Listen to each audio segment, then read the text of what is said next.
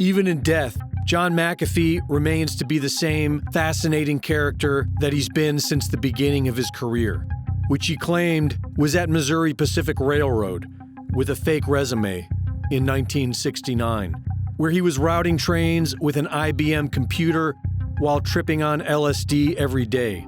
He said that his mind was shattered after overdosing on DMT and watching the computer spitting out train schedules to the moon, and that part of him believes he's still on that trip, and that one day he'll find himself back on his couch in St. Louis listening to Pink Floyd's Dark Side of the Moon. And this is a very strange tale to tell, because during this time, McAfee was employed by NASA, working as a programmer for the Apollo moon mission. After a decade of computer programming, McAfee worked as a software consultant, and while employed by Lockheed, he received a copy of the first computer virus, Brain, and developed cybersecurity software which would soon lead to McAfee. In just a few years, McAfee grew into the largest antivirus company in the world. And in 1994, John McAfee suddenly stepped down as CEO and sold all of his shares for $100 million. Shares to a company that would be sold 16 years later for $7.7 billion. After suffering the 2008 crash, McAfee's $100 million was down to $4. He then went to Belize in 2009, built a jungle laboratory, and began producing a natural antibiotic made from a local plant. The local government attempted to shake him down for $2 million, and he denied them.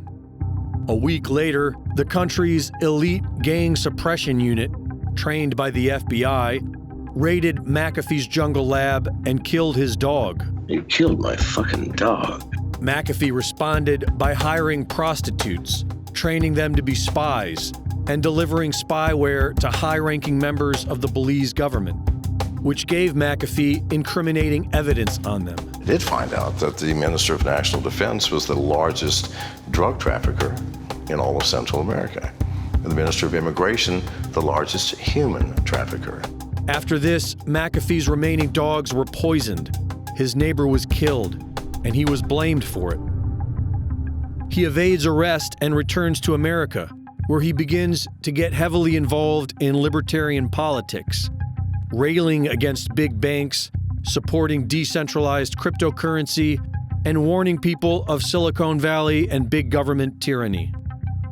In 2019, after the IRS convened a grand jury to charge McAfee, he fled the country, operating from Cuba and from his boat in the Bahamas. He launched a crypto coin called Whacked, and to promote it, he used an image of Hillary Clinton smiling upon a freshly suicided Jeffrey Epstein while holding a slice of pizza, a la Pizzagate. He made it clear that he feared for his life, and he made it clear that he was not suicidal. He claimed that one of his body doubles was poisoned. One of my body doubles, one of my many body doubles, disappeared 11 days ago. He reappeared today in the hospital with no recollection of what had happened to him. And that the CIA was working with the Bahamian government to go after him. He threatened to expose them and announced that he had over 31 terabytes of incriminating data. He tweeted that a person in England is one of many who has copies of this incriminating data.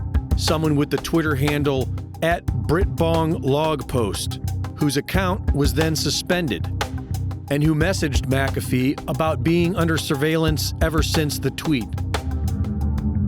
On October 5th of 2020, the SEC charges McAfee for allegedly making false and misleading cryptocurrency recommendations, while Elon Musk can carry on like it's the wild, wild west.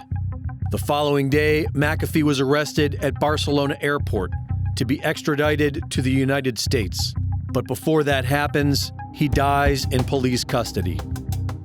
A day later, a post appears on BritBongLogPost.com that says, "Contingency plan activated. Something big is coming," with a link to McAfee's Whacked crypto and a mysterious countdown timer that ends on July 27th.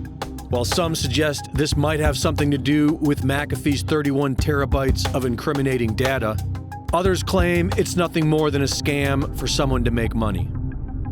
Much of this story comes from McAfee himself, and we don't know if it's true. With McAfee, it's hard to know what to believe. But what we do know for certain is that all of our individual freedom is in grave danger.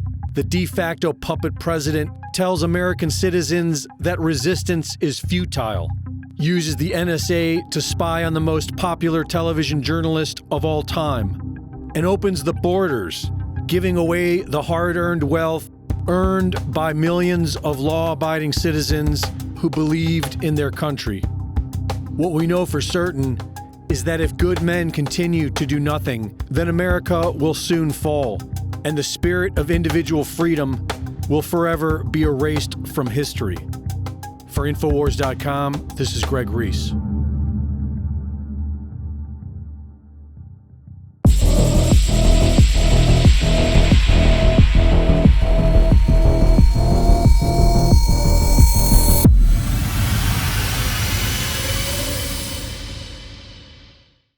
Thank you for watching the latest Greg Reese Report.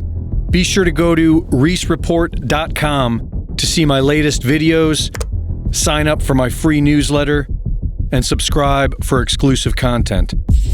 And be sure to support my sponsor at InfoWarsStore.com. Big Pharma was born out of the Rockefeller oil industry in 1900 with the petrochemical. The petrochemical then dominated two major industries, plastics and drugs. Companies began synthesizing patented versions of naturally sourced drugs. The natural sources were then made illegal. Pharmaceuticals became medicine. And the sicker people got, the more their industry grew. It's a death cult, and it's up to the individual to escape. Good health begins with a healthy immune system, which needs the proper nutrients to thrive. Nutrients we cannot readily get from our food today. The combinations of vitamin C and zinc and vitamin D3 with calcium have been proven to be what we need to maintain a healthy immune system. Go to InfoWarsStore.com and start supporting your natural immune system now with the Mega Immune Support Pack, now 40% off.